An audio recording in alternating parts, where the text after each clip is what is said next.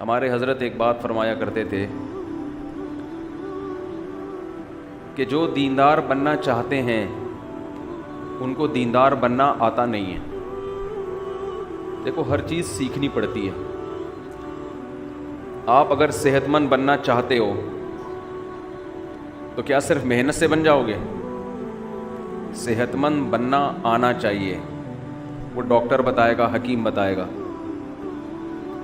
وہ صحت کی ڈیفینیشن بھی بتائے گا کہ صحت کا مطلب کیا ہے. آپ سمجھ رہے ہو کہ صحت کا مطلب ہے کہ ایسے گول گپا ہو جاؤں میں. عام نارمل آدمی یہی سمجھتا ہے. پتلے لوگ موٹوں کو دیکھ کے حسرت کرتے ہیں کاش ہم بھی صحت مند ہوتے.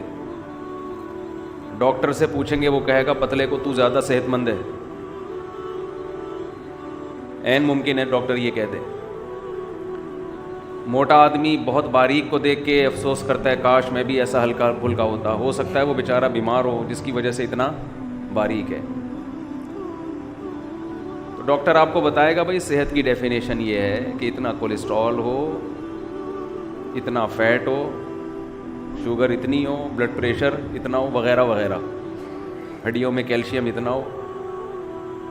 تو وہ آپ کو صحت کی ڈیفینیشن بھی بتائے گا اور پھر آپ اس سے سیکھیں گے کہ اس معیار تک، اس ہدف تک پہنچنے کے لیے مجھے کیا کھانا ہے اور کن چیزوں سے ایوائڈ کرنا ہے، ایکسرسائز کون سی کرنی ہے کون سی نہیں کرنی ہے، وغیرہ وغیرہ. جن لوگوں کا پیٹ نکلا ہوا ہوتا ہے نا بہت زیادہ، وہ جب پیٹ کم کرنے کے لیے جاگنگ کرتے ہیں تو وہ لٹک جاتا ہے کیونکہ ہلتا ہے نا، وہ ہلتا ہے، ڈم ڈم دائیں بائیں جا رہے ہیں، ٹھیک ہے نا. پھر وہ آہستہ آہستہ لٹک جاتا ہے. وہ کہتے ہیں یہ تو کم نہیں ہوا. کوئی بھی چیز ماہرین سے پوچھی جاتی ہے کہ بھئی کون سا کام کس طریقے سے کرنا ہے. دین کے بارے میں بھی ہدف کیا ہے؟ اللہ کو راضی کرنا.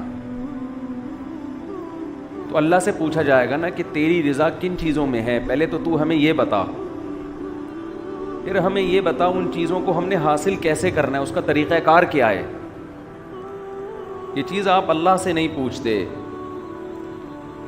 دیکھو کسی ماہر نے بڑی زبردست بات کی ہے کہ اگر آپ کا اپنا کوئی ہدف نہیں ہے نا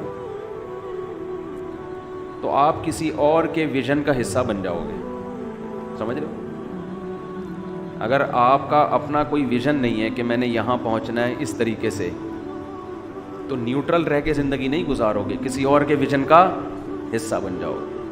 اگر آپ کی اپنی کوئی کمپنی نہیں ہے تو کسی اور کی کمپنی میں جاب کرنی پڑے گی نا آپ کو.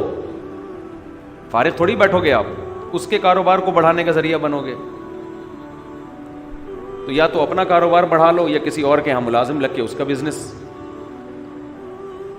تو اگر آپ کو خود یہ بات نہیں پتا کہ اللہ کن چیزوں سے راضی ہوتا ہے، کیا کرنا ہے کیا نہیں کرنا، تو بہت سے لوگ جن کا ہدف ہے دنیا پرستی، وہ دین کا لیبل لگا کے آپ کو دنیا پرستی میں لگا دیں گے.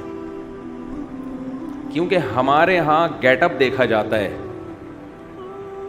سامنے والے کا گیٹ اپ دیکھا جاتا ہے، داڑھی ہو پگڑی ہو. ہمارے ہاں سلسلے دیکھے جاتے ہیں، قادری چشتی لگا ہوا ہو ساتھ میں، اور فلاں کا سجادہ نشین ہے، گدی نشین ہے، یہ دیکھا جاتا ہے، فلاں کا گدی نشین ہے. یہ دیکھا ہی نہیں جاتا کہ جس کو ہم فالو کر رہے ہیں وہ خود دنیا کا عاشق تو نہیں ہے، کہیں وہ خود دنیا پرست تو نہیں ہے. صرف داڑھی ٹوپی پگڑی چہرے کی رونق گدی نشین ہونا کافی ہوتا تو یہ تو یہودیوں میں اس دور میں مسلمانوں سے زیادہ تھیں. یہودیوں کی داڑیاں مسلمانوں سے لمبی ہوتی تھیں، اب بھی ہوتی ہیں. ایک طوفان مچا ہوا ہے فیس بک پہ، ایسے ایسے خطیب ہل رہے ہیں اور لوگ بے وقوف